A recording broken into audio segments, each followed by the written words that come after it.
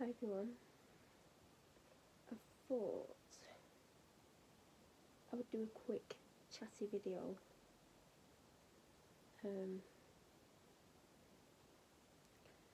I've just oiled my hair. Does that sound really dodgy? I've oiled my hair. I've just put my favourite pre-wash oil on. Well, I have a favourite brand. It's not necessarily my favourite oil. It's an oil that I've not used for a long time. Well, this particular one, I've got other ones from the small business that I get them from. There should have been an unboxing that's gone up, so if you've seen it you'll know which two that I got on an insane offer, where I think they put them on too cheaply by accident. I used the original one because I was literally a floor down filming an unboxing video, which may or may not go up before this, so I can't say what it was, and I was in there and I was looking for something.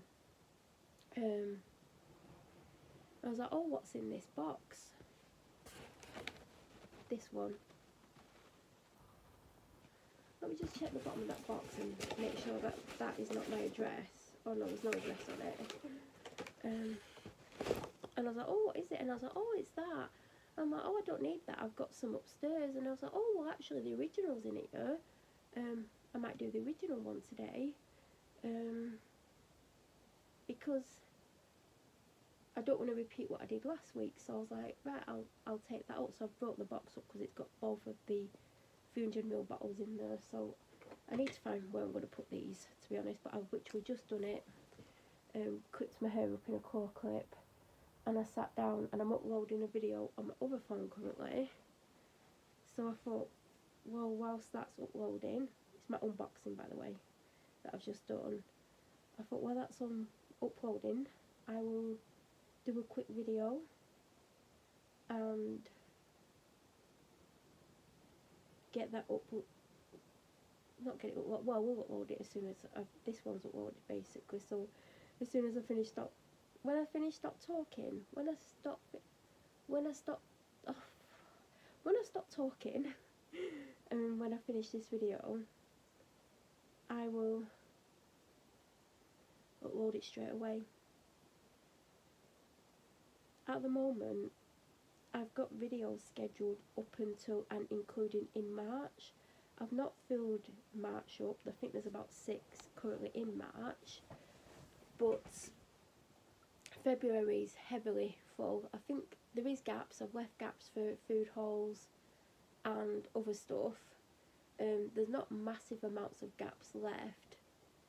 I can't comment on how many. I literally looked about half an hour ago, but I can't comment. But there's like, most of the days are full, but I have, like I said, I do leave spaces in case I get something or there's a video that I would like to put in that space, whether or not it's a haul or a chatty video or whatever it is.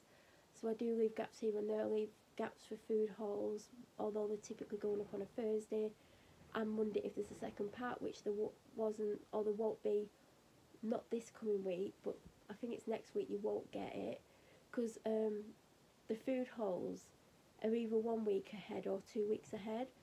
So like the Thursday food haul this week won't be what I got last week. It would have been the week before or the week before that maximum, because somehow, I think it was to do with Christmas and how many food hauls I did, I managed to be able to get ahead. So now if there's 1 week where I either miss food shopping for whatever reason or I don't film for whatever reason, there'll still be a food haul. So I like the fact that I am ahead on that, but they are typically being Thursday videos at the moment. I think I used to put them up on a Thursday. I always used to do Sunday and Thursday every week of whatever it was, because I did have a totally different schedule. And at the moment, if I'm right, I think Tuesday is a dog walking video and has been for a couple of weeks, and I think that's what's going to be happening going forwards, because I think every Tuesday for February and the first Tuesday, maybe the second Tuesday in March, I think definitely the first Tuesday is already scheduled and has been scheduled. I don't film that much dog walks. It's not easy to do, like having to hold a phone, trying to stay upright and not be pulled on my face, like, and you can't really see how pulling and dragging the dog is in these videos, but trust me, it is very difficult walking in muddy woods, sliding, trying to hold a camera, trying to hold the dog, and like trying to film enough content. So that's why I thought at least if I can get one up a week, that'll be good. Even if it has to be over a minute long. If it's only like 1.5 minutes or whatever, if it's less, if it's between 1 and 1.5, 2 minutes maximum, there will be a video again later that day, like a short or something. I've done that a couple of times. Sometimes I've put like a main video as my second video, or if I've filmed two versions of it, one for Instagram, one for YouTube. Sometimes, not all of them, some of my Instagram videos will be a second video on that day if the dog walk isn't long. Obviously, due to not editing videos, I can only film for so much and I can't take stuff out.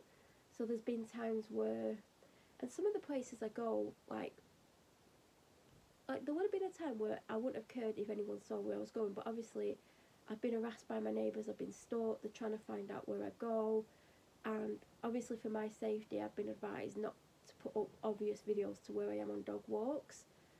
So that's why you don't see massive amounts and you just predominantly see the dog and maybe a bit of ahead of us and a bit of the side of us.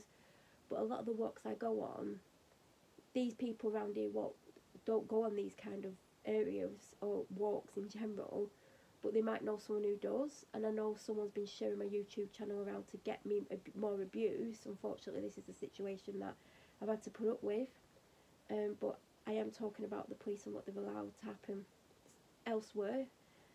That's all starting to come out this week actually. That's stressful, but that's why you don't see much in the dog walk. And there's been times when I've been on a dog walk and she might have pulled me really hard and I might have tilted the camera up too far, and even though when I've watched it back it's not been super obvious, I've not been able to put that up. And if it like happens, like say I'm walking along and it's like 48 seconds into the walk, I can't use that footage, but because I don't edit, the only thing I could do is say it was like 2 minutes 11 seconds long, I can chop the end bit off without actually editing. So if it did it right at the end of that, I'd still have just over 2 minutes. But there's been times where like I'm less than a minute in and like it's obvious. Well, it's not obvious where I am, but it shows more of the area. And I'm in woods a lot. Unless you like really know the woods intimately, you're not gonna guess where I am. But I've always tried to make the dog walks at least 3 minutes long. But sometimes being dragged all over the place and like sliding in general because it's super slippery, you know, the most I try to do is I try to get at least a minute and a half. I mean, there's some where I get to like 1 minute 10, 1 minute 15 and I can't do any more just because it's just so hard walking, lead in one hand, the phone in the other. And I do try to have the lead and the phone in the same hand, but when it's super slippery, because it is difficult to hold both in one hand anyway, but when it's super slippery or she's pulling hard, it's just impossible. So I do try and make sure I film once a week just so I continuously have footage to upload. Sometimes I'll be on a walk and there might be 2 points within that walk where I can get footage, or even 3 parts, but sometimes the second and third video, or maybe the first video, it's not a long one, so then I can use that less than a minute one as a short. Shorts don't always show if you go on my channel. You have to click on the actual shorts instead of clicking on video, so you might have missed some shorts, so just check that if you do want to watch the shorts. I mean, there's things other than dog walks, but not massive amounts of shorts.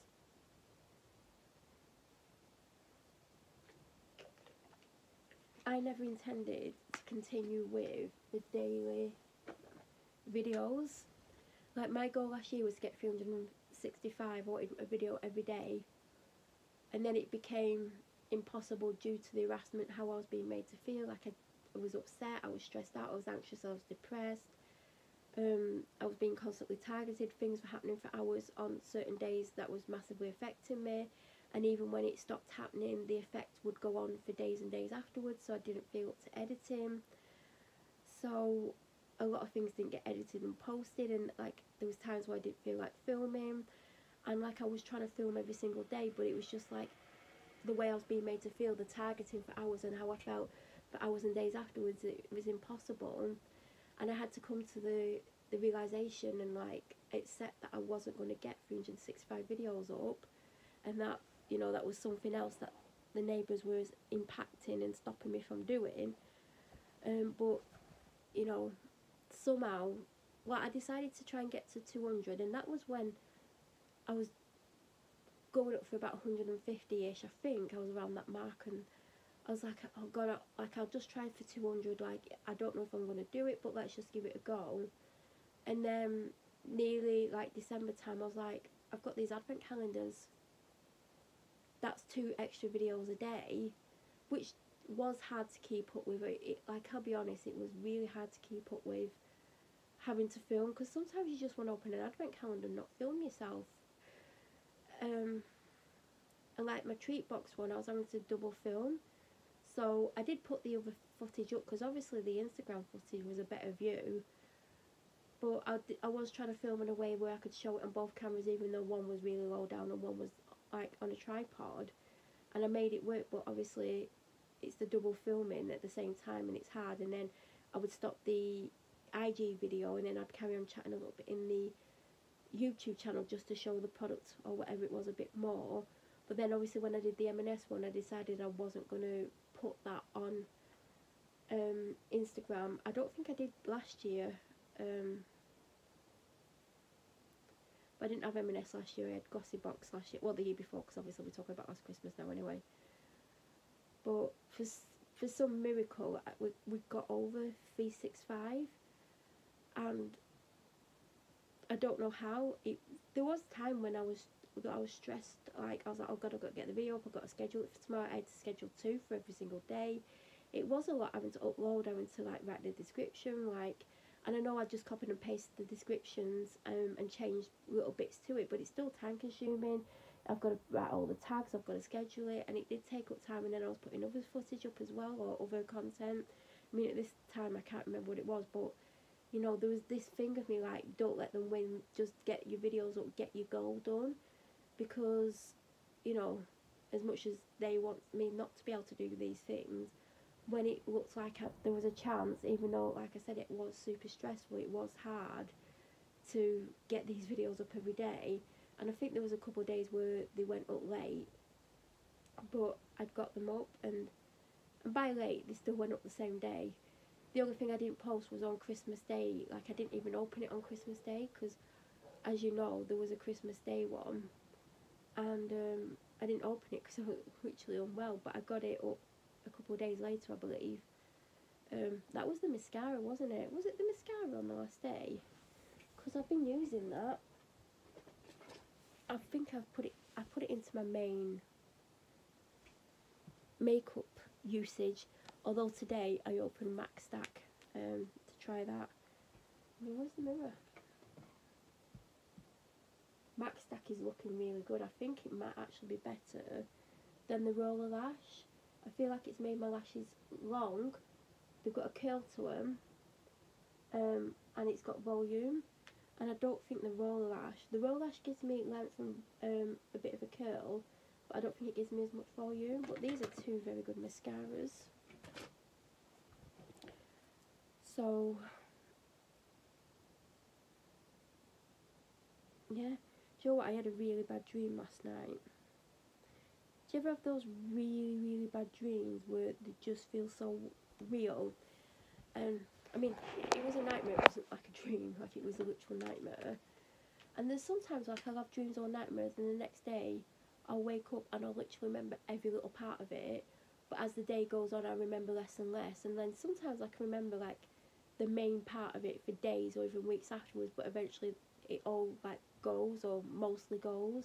And then there's dreams where I'll like remember a little bit of it when I first wake up, but by lunchtime it's fully gone. So I do remember some of them to some extent, but this one, and it happened like, I try not to look at the time, but it felt like it was like coming up for like, you know, not long from getting up time, like, because obviously I woke up from it, and I remember like lying here and being just totally, you know, like dazed and like stressed out and upset, and like not fully aware that I was awake, because I was still feeling like the way I felt in it. But in it, I don't know what happened before it, because I feel like there was more to this dream, like before this thing in it. but I was downstairs. I think I'd walked downstairs, and I walked to the kitchen, and out the corner of my eye I saw someone in the living room, and I think my dad was out back, and I thought, oh, it was my dad, and I doubled back to go in the living room, and there was this like old man holding a parcel in my living room, and he was like, oh, I'm looking for your dad. And I was like, oh, I think he's outside. Like, really confused how this man's got in the house. Do you know what I mean? And then I take a step further into the living room to like look towards, like, through the conservatory and outside, and my dad's on the floor outside unconscious, and it's quite clear that this man had attacked my dad.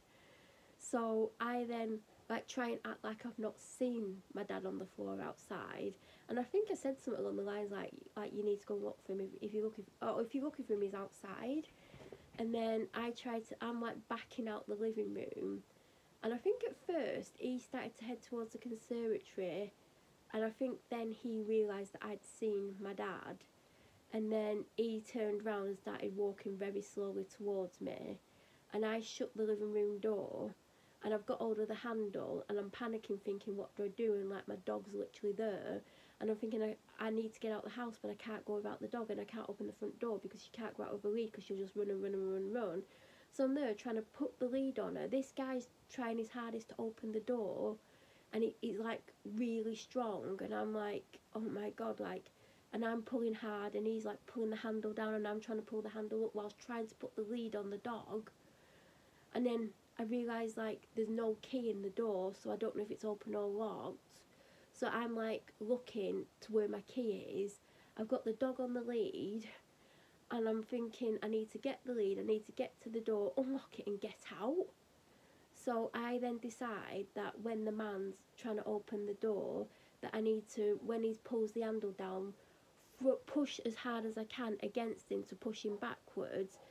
Then hopefully he'll let go of the door handle, so then I can slam it, run to the front door, unlock the front door, get out and lock it, so I'm locking him in. So I managed to do it. He goes flying backwards. I've slammed the living room door, because obviously that takes up more time. Once he's got up, he's then got to open that door. And then I'm trying to unlock the front door. I get out as he opens the other door. I slam the door.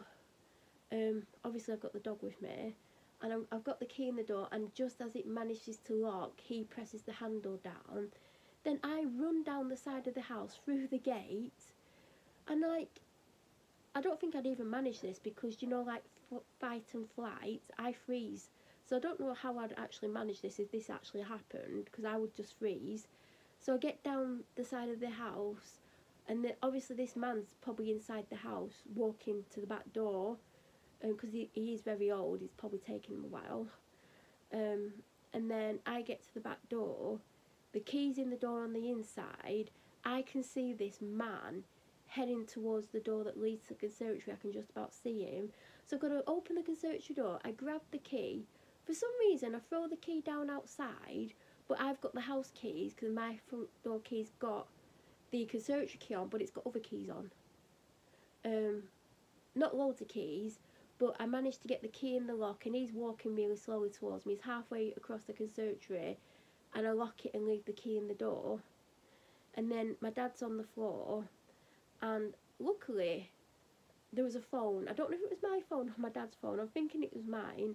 So I'm ringing the police, and I'm like trying to see if my dad's alive, and he's like very shallow breathing, and I'm on the phone to the police, and like, this is probably what would really happen. The police were frustrating me, and they were taking 5 million hours to like come for a start off. But first, they're asking me like 9 million questions, and I'm like, there's a man in my house saying he's got a parcel. My dad's unconscious outside. This man's trying to get to me because he's realised I've seen my dad's unconscious, which makes me think that this man's like obviously done this. And I'm like, and as I'm talking to the police, this man picks up a spade and starts trying to smash the door open, like hitting the glass. Well, at first he was hitting the handle, and then he starts hitting the glass, and I'm like screaming down the phone at the bloody police. I think this is what would really happen, honest to God. You know, like if the police, if there's an emergency, I think they'd just take the time deliberately, I don't know. But, and they're like, what does this man look like? I'm like, he looks so old and angry, and he's smashing the bloody window. And the window did crack, and obviously it's double glazed, but this big crack went across the glass door, and like my dad's barely breathing, and I'm like, the police need to get here quick. And they're like, is he definitely locked in the house? I'm like, yeah, I've got the keys. Like, and I'm like, they're just asking me more and more questions, and I'm just getting more and more stressed out. And they're like, the police, they're on the way, like, we've sent an ambulance, like, the police are coming. I'm like, but where are they? Like, because you would panic, wouldn't you, if this was really happening? And when you're having these dreams, they're bloody the most realistic dream ever. And I just remember just being really stressed out, and I'm, like, constantly looking at my dad to make sure he's still breathing, and it's, like, really shallow breaths. And this guy's just bashing the living hell out of the glass, and it's all cracking, and it's all... And I'm panicking more and more, because, I mean, it is double glazed and he does have to get through the second layer, but still, like, you know, and the glass was breaking more and more, and I could hear sirens in the distance, but that means nothing. They could be ages away, couldn't they? And I remember, like, the sirens being quite obvious that they were at the front of the house, and, like, I could hear them banging on the front door. And I'm there, like, saying, I'm round the back, and I still believe I'm on the phone to this call taker who was probably enjoying the fact that I'm stressed out. I'm sure they do. And I heard them, like, come down the side of the house, and this guy's absolutely bashing. They're, like, I think there was a hole in the door by this point. And the police come, and, like, one of them drew a taser out, and was pointing at this guy who was still, like, bashing away. And then, obviously, because the police were there, I then turned my attention to my dad to make sure he was still breathing. And that's when I noticed, like, he had this big pool of blood next to his head. This guy had obviously hit him over the head with something. And then not much else happened, because I started to wake up from it. And it started to, like, everything started to go blurry, and then next thing, I'm leadier. But I think I was leadier for a few minutes, like, totally half in the dream, nightmare thing, but just totally, like, stressed out, because it was just so realistic. And when I saw my dad this morning, I told him, and I'm like, it was such a believable dream. I'm like, it really affected me, and I was absolutely exhausted this morning, like, I was more tired than I am on much less sleep, and I think it was the stress of that nightmare. And I said, you don't know any doddery old men that are going to attack you, do you? He's like, well, I know some old men, but I don't think they're going to attack me. And I'm like, well, don't tell any doddery old men where you live, because you never know.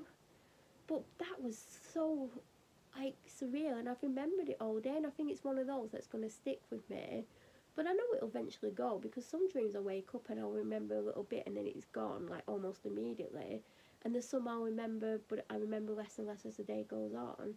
But this one's really stuck with me, and, like, I just felt absolutely horrible. Like, I said to my dad, like, I hope you lived in this dream, because I just remember, like, his breathing was so shallow, and obviously he'd been hit over the head by this random bloke who had this random parcel. Like, it's just so weird, and it's no one that lives on here. I don't recognise this guy. It was literally a doddery old man. You know, like, when they walk really slow, and, like, they dress old, and, like, half the time they don't know where they are, that kind of doddery and old. Like, it was like that. But it was just so, like, see how much I care about my dog. Like, I wouldn't leave her in the house. Well, you know, most people just let her run away, but I'd never find her again. And that's the Husky's figure. Well, I'd eventually find her, hopefully, but she won't come back. And there's me trying to put a lead on. Luckily, she had her harness on. I mean, she has a collar anyway, but I don't really want to put it on the collar. And it's also slightly loose at the moment, so that wouldn't have been a good idea in the dream. But yeah, just clipped it on and just got out of the house. But what a horrible, horrible dream. And I hope that actually never actually happens. God, can you imagine, like, finding your dad on the floor like that, and, like, there's a lunatic trying to get to you, because he must have been a bloody lunatic. Maybe he'd not had his bloody, I don't know, old man pills, I don't know. But, God, and I don't even recognise this old man. But yeah, it's just, I feel that's why I'm so, this morning I was just like a zombie. I was just like, was like, how am I going to go out of a dog walk? I feel like I just honestly felt so drained. I feel better now, even though I have been on a tough dog walk. Oh, do you know what? So I was on the last maybe 5-ish minutes of the walk, and I'm walking down this area that is not much space, and like, my dog's a bit over friendly. She sees dogs, she like leaps all over the place and tries to get to them, and when you're in a closed enclosed space where there's not much room, I don't like that. So I always make sure there's no other dogs before I walk through, and I don't go through often. And I was walking through, and I was probably about 3/4 of the way through, and I could see someone walking up with a dog, not in the bit I was in, and they could either have gone past or they could come in. And because they were like being a bit longer, I was like, oh, maybe they're not coming in. But I shortened the lead, and I'm walking along, and this person, male, walks in with this dog, and he's got his phone in front of him, and it looked like he was on, you know, like on loudspeaker talking to someone, because I could hear something, and he kept talking really loud, and I just ignored him because I thought he was talking on the phone, and I'm like, you know, I'm not gonna try and listen to him. So I just kept an eye on my dog, and I kept looking like at his dog, because of how tight the gap is. And then he gets quite close to me, and I thought he said to me, does your dog bark? And I went, oh no, she's just very friendly. I went, I wasn't saying that. I keep telling you my dog bites. And I was like, oh, I didn't hear you. He said, well, I kept saying it, but it didn't look like he was talking to me because he kept looking down at his phone. So I'm like, well, can you get the dog past me?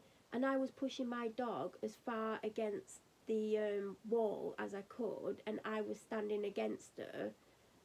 He's like, I told you it bites. I went, but can you not get past me? Because I was literally about like 10 steps or around 10 steps from getting out of that area.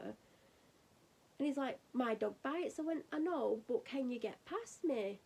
And he basically had wanted me to go back up this walk area, which would have took a couple of minutes, and he would have been walking up behind me, and my dog would constantly have been jumping backwards to try and play with the dog, and it would have been a nightmare. And I couldn't understand why he'd expected me to go all the way back up and go somewhere where I didn't want to go because I was trying to get home. And I was like, well, you really shouldn't have a dog in an enclosed area without a muzzle on that bites. And he had a go at me, and I'm there pressing my dog against the wall, and his dog's leaping forward, and my dog's trying to be friendly. She wasn't really leaping because I think she quickly realised. But there's me in between my dog and his dog. It's me that's going to get bitten here. But obviously I don't want my dog to be bitten. And he kept having a go at me, saying, I told you it bites.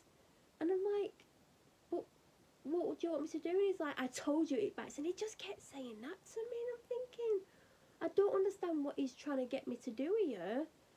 And then I'm like, I wasn't going to go all the way back up there. Why couldn't you have waited? He said, well, I'm not going backwards. I went, but you was literally at the beginning of it. And I said, like, if your dog bites, why didn't you wait until I came out? And he went, my dog bites. He just kept saying it to me. And then he did get back past me, but his dog was proper kicking off. And he's still holding his phone in his hand. And I'm thinking, I would have put that in my pocket and made sure that my dog didn't do anything it shouldn't do. And then he had another go at me, called me a bitch, and then I said, I'm going to report you because you're literally putting other dogs in danger. And he went, well, you're in danger as well, so it's obviously biting humans as well. And I'm thinking, so when you think, why would you bring your dog out? And, you know, to look at the dog, you wouldn't have thought it was a vicious dog. And I'm thinking, what have you done to that dog to make it vicious? Because there are some dogs that are like that in general, but there's people that make the dog vicious, which I definitely don't agree with.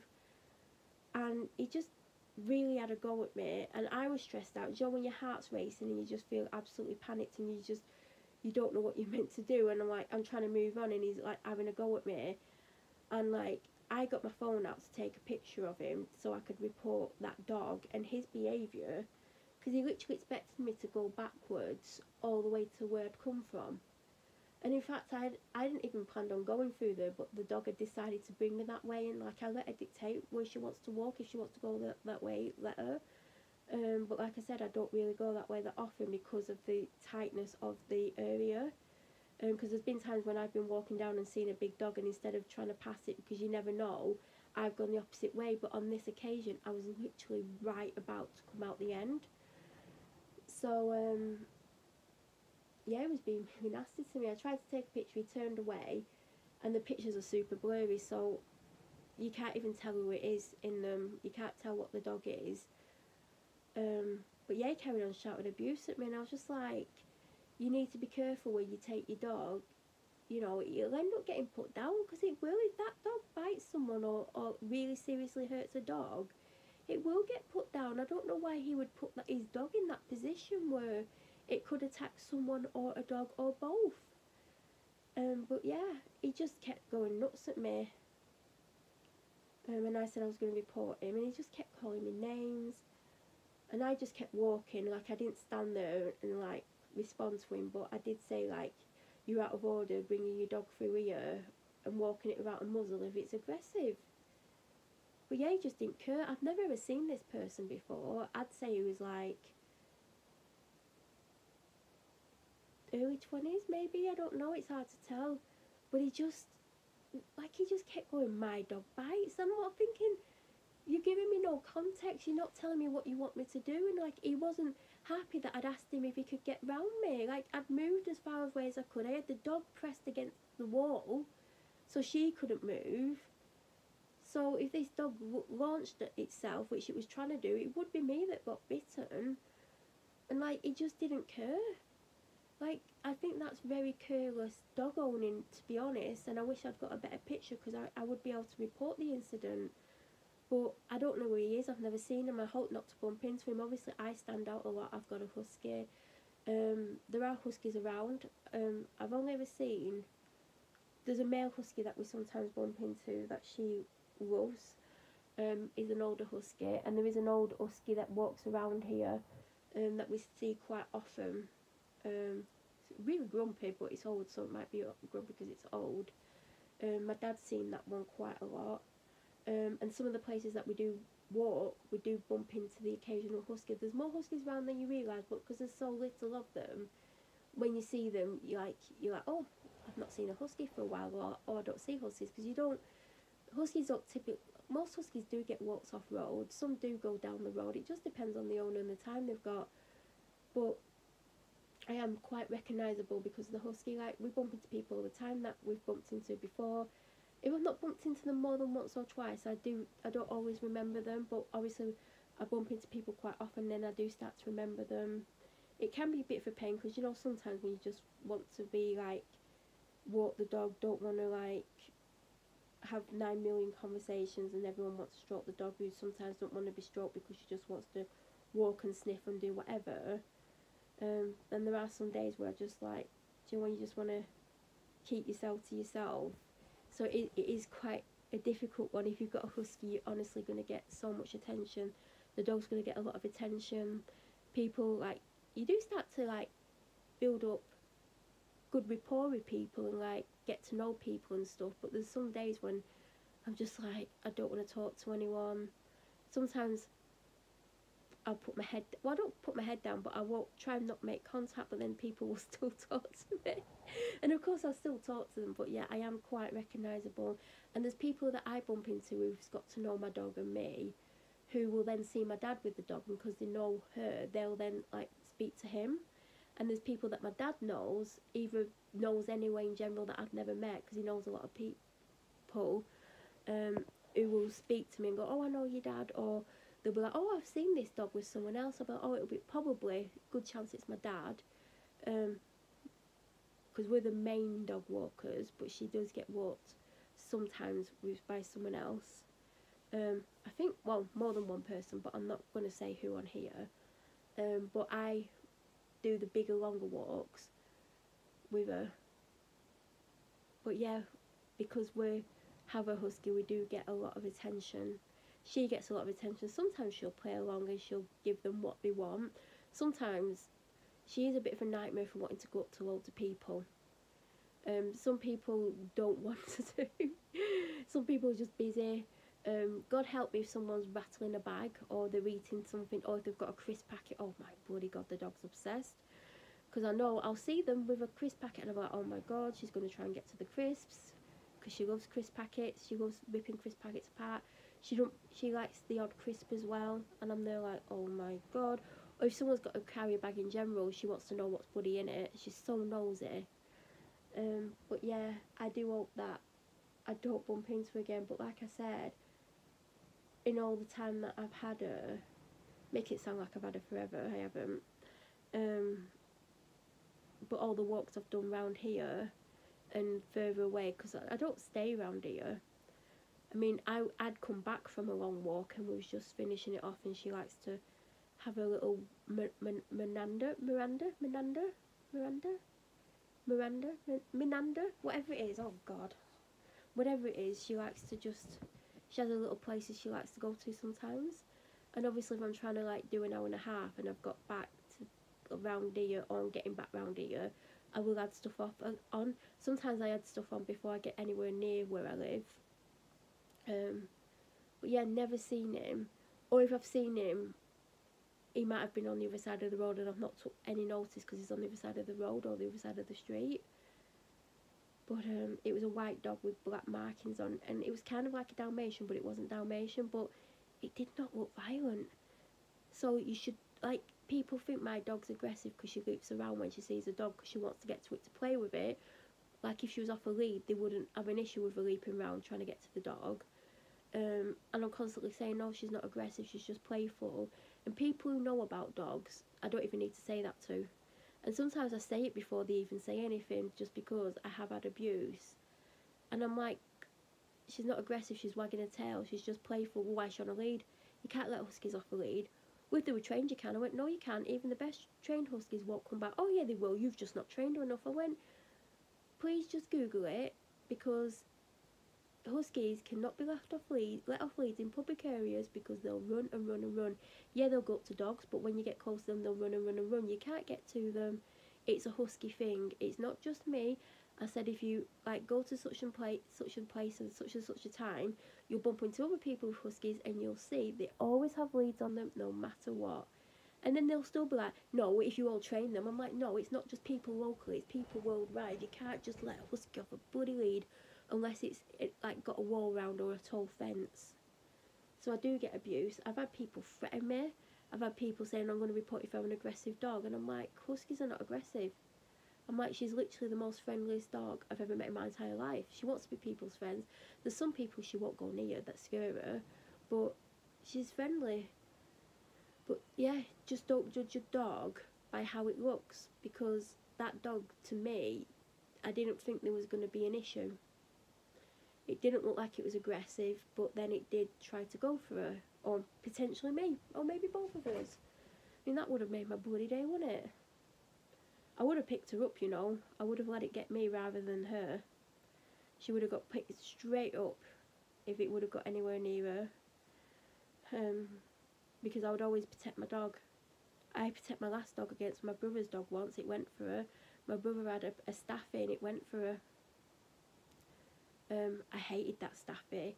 You'd go around to his house and it would bite you. It would pull on your clothes, it would rip your clothes, and you know, like dogs when they're like playing, like, and they like, do you know, like, I don't know how to describe it, they put the teeth on your hand but they don't bite. He would bite but not bite, do you know what I mean? Like, it would be painful, but he wasn't like he wasn't going through the skin. And I hated it. And he would pull on your sleeves and like it'd rip my clothes. He would do it to everyone, and my brother would think it was funny, and my dad was like, it's not funny, like, you know, you shouldn't let your dog do that. And he's like, oh, he's just playing. He's like, there's playing where dogs will put the mouth around your hand and like you can feel the teeth, but they don't do that. And I would avoid going to my brother's house because I would hate that would happen every single time. And then there was this time where I'd asked my brother to look after my dog overnight, not my current dog, and because I'd bought tickets for my dad to see his favourite singer, and my dad didn't know where he was going, and we were staying overnight. So my brother had her overnight, and apparently they got on really, really well. There was no issues. There was even like sleeping together on the bed. And I went to pick her up, and it was really weird because my mum was there. Another relative, I'm not going to talk about that relative, my brother's wife, my brother's son, I think that was it. And I went in, and then they let the dogs out the living room, and they both come running to me and my dad, and my dog came to me and the other dog went to my dad, and then my dog went to my dad and the other dog came to me. And this dog, my brother's dog, what was he called? Was he called Max? Was he called Max? He might have been called Max, I can't remember. Obviously he's not alive anymore. I think there was something severely wrong with him. Not when he was younger, but there was something wrong with him. I think they had to sadly put him to sleep. I think that's what happened. But was he called Max? Am I thinking of the right dog? Anyway, that name's in my head, so we'll go with it. He was quite aggressive. Like I said, like he would nip, like properly nip. And I didn't particularly like this dog, so I was trying to stop him from jumping up at me. I had jeans on that had rips in, and he was like scratching me, and I was trying to like get away from him, and my dog turned around and warned him off. Do you know when they like warn them? She didn't do anything. He went for her, and they had a fight, and he was winning it. And like, do you know what really peed me and my dad off? My dad's wife, my mum, the other relative, and my brother's son, who was probably about 18 at the time, shut themselves in the living room and left us with these two dogs. My dog trying to protect herself, and this dog literally attacking my dog. And I got in between them. I had no choice because he got hold of her by the throat and he was pressing, and if he would have gone through, he would have killed her. So I had to go in between them, and I did get them apart. Got her lead on. They opened the door. I think my dad said, like, you're out of order doing that, because there was nowhere for them to go. They were literally trapped there, so if my dog wanted to get away, she couldn't get away. Their dog couldn't get away. And we left. But yeah, we weren't happy that they'd literally, and my dad said to me, if we wouldn't have been there and that would have happened, we would have got a phone call basically saying that my dog had been killed by his dog, because they basically shut themselves in that room and wouldn't come out. So they would have let that fight carry on until the bitter end. And I think that's absolutely disgusting behaviour. There's ways of stopping dogs from fighting. Like, even if you don't want to get in between them, you can grab something, you can put water on them. There's all sorts of things you can do, like spray water on them, whatever you can do. I know you don't have much time, but you've got to think quickly, because that dog was about to kill my dog. It was biting on her windpipe. I didn't get bitten. I was very lucky. I mean, my legs were exposed in certain places. They could have bit the hell out of my legs, because I went in between them, literally. And I pulled my dog off it, hit their dog. And then my dad's like, your brother ain't going to be happy. I went, do you think I'm happy what his dog just did? I said, his dog is dangerous. I said, you know, he's literally had her by the throat. Of course I'm going to get in between, because I had no choice at that point. And you know what? It wasn't even a long fight, but it escalates so quickly. It started by the front door, and my brother was living in this house at the time with a super long, like, hallway. Really, like an oldish house, tall ceilings and stuff. And they'd got from the front door area down to where the living room was. And I think there was a room before the living room, but the door was shut. From memory, I mean, it's a few years ago, this. But like, they'd got all the way down to that living room, and them shutting that door like that was bang out of order, because I think if we weren't there, they wouldn't have come out until it had gone quiet, and then obviously it would have been too late. So I think even before we got home, my brother was on the phone to my dad, And my brother weren't angry at all. He's like, these things happen. And my dad asked how his dog was, but I don't think he asked how my dog was. My dog had cuts to her face, like bite marks to her face. She was really distressed. She had bite marks on her legs. And Max, or whatever he's called, he had one little mark on his head, I think, and that was it. Because she'd defended herself, and my dad said all she'd done was defend herself. And he said, like, all that lot there shutting themselves in that room and leaving the dogs trapped like that, neither of the dogs could have got away if they wanted to, because they'd done that. But yeah, I will always get in between. And I think I read the situation right. I got in at the right time. I feel like even though, yeah, that dog was aggressive, I don't think it necessarily would have deliberately attacked me. I think it might have accidentally bit me, but when it's got hold of my dog's throat like that, I had no choice. I literally stood in between them, got hold of her by the collar and got her away. That's all I did. I was left with no choice because of what they did. If you're ever in that situation, yeah, it's scary, but you've got to get involved. You can't just let them fight it out. And it wasn't play fighting, because dogs do play fight. That was absolutely vicious. And I've never experienced anything like that before. I've seen dogs biting each other where it's not as aggressive and you can, like, do you know what I mean? But it is such a scary situation. You don't have time to think, but you've got to do whatever you can to part those dogs. You need to try and distract them quickly, because sometimes if you can distract them, you can get one away from the other quickly. But don't ever shut that door and hide from the situation, because something serious could happen. And that's what reminded me today when I was in that situation where there's someone walking around with a dangerous dog, putting other people in situations where they could get hurt or the dogs could get hurt. I just don't understand the mentality of some people. And him going, like, my dog bites, like, why are you saying that? Surely you should back out of the area, because it would take you 5 seconds and let that other person come out, and he just wasn't willing to do that. And unfortunately I don't have a good picture of this person, because I think the police need to be aware that someone's walking a dangerous dog and putting people in situations that they shouldn't be in. So